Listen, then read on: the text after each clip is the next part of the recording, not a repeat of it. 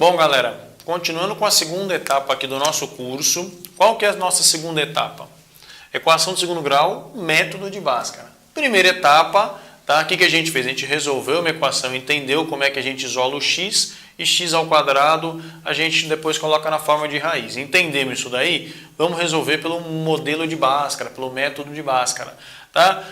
O método de Bhaskara consiste em 4 fórmulas. Tá? Essa primeira fórmula, eu vou determinar o valor do delta, que vai ser utilizado na segunda fórmula para determinar as raízes, x1 e x2, que serão utilizadas para a montagem do gráfico. Essas duas equações aqui a gente vai montar o gráfico. Lembrando que o nosso gráfico vai ser uma parábola para baixo ou uma parábola para cima. Tá? Eu vou explicar cada um desses modelinhos, tá? Essa equação que a gente vai fazer vai dar esse modelo de parábola aqui, ok? Depois eu vou fazer uma equação para dar esse modelinho aqui, para vocês verem como é que vai ser. Vamos começar. Primeiro passo, eu quero determinar o valor de delta, tá? Vamos lá então. Eu tenho que aplicar a formulinha aqui, ó.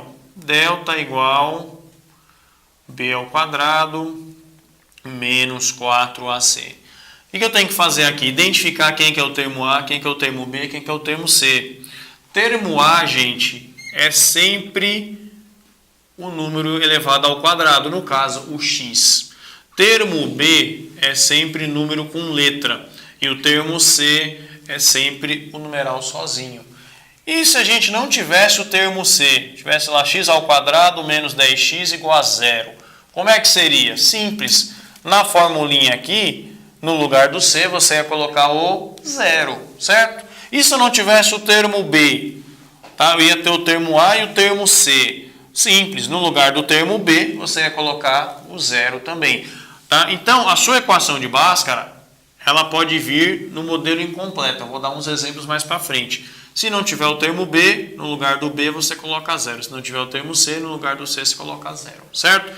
Quem que não pode faltar? O termo A, porque o termo A é que me qualifica ao quadrado, que me qualifica a ser de segundo grau. Tá? Ele nunca pode faltar. Esses dois podem vir faltando periodicamente. Essa daqui é uma equação do tipo completa. Tá? Eu vou fazer com vocês. Então, quem que é meu termo b ao quadrado? O b é 10. Tá? Esquece o x nesse momento, porque o x é o que eu quero descobrir.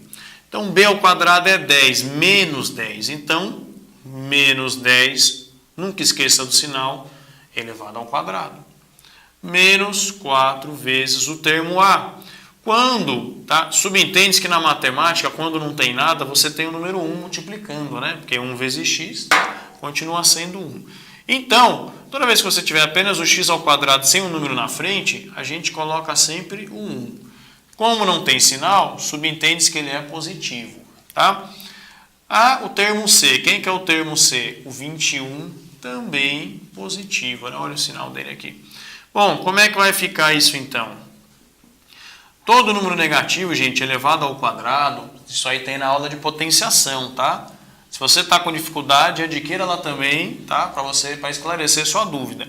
Todo número negativo elevado ao quadrado fica positivo. Então, 10 vezes 10, 100. Menos com menos, mais. Lembra da regra de sinal? Adquira o curso para você não ficar boiando, tá? Vamos fazer a regra de sinal desses 3 números aqui, ó. Menos com mais, menos, menos com mais, menos. Faz a regra de sinal de uma vez só. Evita a confusão, para você não ficar menos com 4 vezes 1 vezes 21. Confunde a cabeça fazer a regra de sinal e o cálculo ao mesmo tempo. Faz o sinal, menos com mais, menos, menos com mais, menos. Depois você faz o cálculo. 4 vezes 1, 4. 4 vezes 21, 84. Bom, 100 menos 84 costuma dar 16, tá?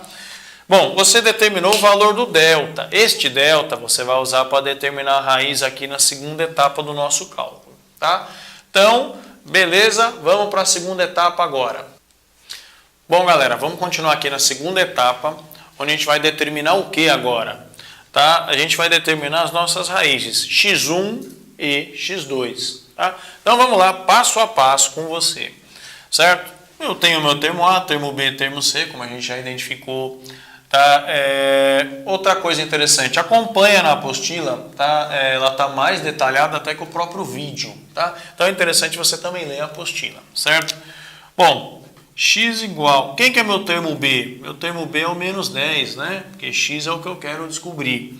Menos com menos na fórmula, gente, regra de sinal. Vai ficar positivo. Mais ou menos a raiz de delta. Quanto que deu o meu delta mesmo? Vamos lembrar, deu 16 sobre 2 vezes o A. O meu termo A, quando não tem nada na frente, é 1. Se tivesse o número 2 ou 3 aqui, a gente colocaria 2 ou 3, certo? Bom, feito isso, como é que vai ficar? X igual, né? Mais 10, mais ou menos a raiz de 16, que é 4 sobre 2. Então, o que eu vou determinar agora? Eu vou determinar a minha raiz x1 e vou determinar a minha raiz x2. O positivo, a gente joga para cima, né? Ou de cima em cima, ou de baixo embaixo, para você não ficar se confundindo com regra de sinal. Né? Todos eles dividido por 2, então vai ficar mais 10, e aqui o 4, mais 10, e aqui o 4. Ok, então vamos determinar aí. 10 mais 4, 14, dividido por 2, dá 7. 7, positivo, tá? 10 menos 4, 6, dividido por 2, 3, também positivo. Ok? Ficou clara essa parte aí? Então, quais são as minhas raízes? Tá? Os meus valores para x são 7 e 3. Tá? Essas raízes a gente vai utilizar na montagem do gráfico posteriormente. Vamos determinar agora, tá? A terceira e quarta etapa eu vou determinar o vértice de x e o vértice de y. Eu vou deixar as raízes anotadas aqui na lousa para fazer a montagem do gráfico, beleza? Continua aí, acompanha comigo, vamos para a terceira e quarta etapa aí do nosso vídeo, beleza? Acompanha aí, galera.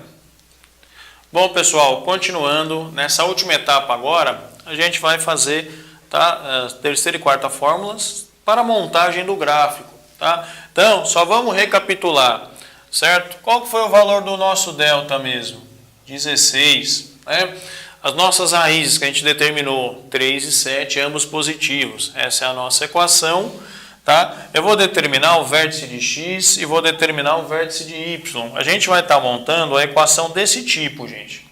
Quando x ao quadrado é positivo, certo? Então ela vai ter este formato aqui. Depois a gente vai fazer uma nova videoaula para gravar este tipo de parábola aqui, certo? Quando ela vai estar esse formato aqui. Então vamos lá. Minhas raízes é 3 e 7, minhas raízes em x, tá? Mas eu preciso determinar o vértice. Primeiro o vértice de x, então é menos b. Quem que é o termo b? Menos 10, com o menos da fórmula, mais 10, sobre 2 vezes o a. O a, quando não tem nada, a gente chama de 1 mesmo, né? Então 2 vezes 1, 2. Quanto que deu aí meu vértice?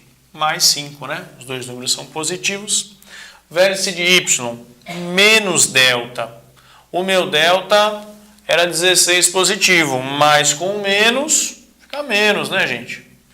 4 vezes o A. O A vale 1, né?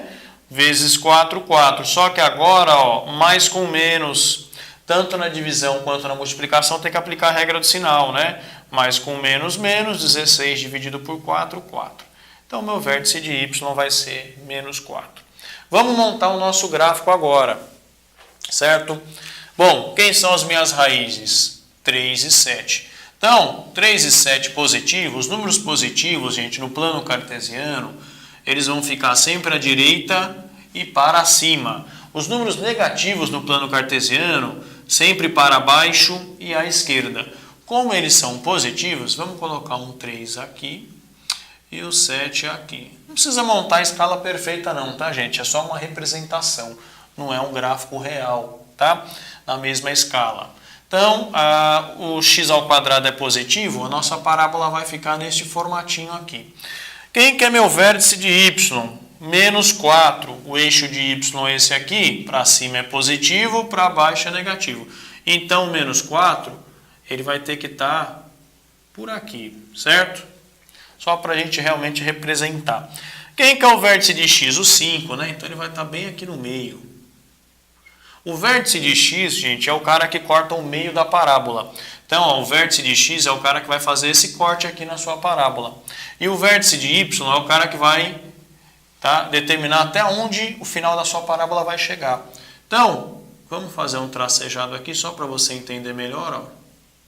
Então, eu determinei meu vértice de x, a metade entre 3 e 7 é 5, tá? E o vértice de y, conferindo aí, vértice de y negativo menos 4, vértice de x 3 e 7 positivo e vértice de x vai ser o 5 no meio. O que é vértice sendo 5 e cortar ao meio? Bom, vamos só fazer uma explicação rápida aqui, tá? Então a gente vai ter 3, 4, 5, 6 e 7. 3, 4, 5, 6 e 7. Certo?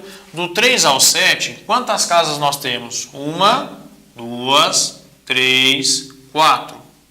Por que o 5 representa cortar ao meio? Vamos medir aqui, ó.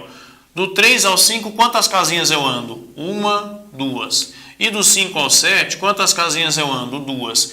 Por isso que a gente chama o vértice de x, que é o cara que corta a metade. Porque daqui até o 7, daqui até o 3, é a mesma distância. Ele está tracejado exatamente na metade. Ficou claro isso para vocês? Tá?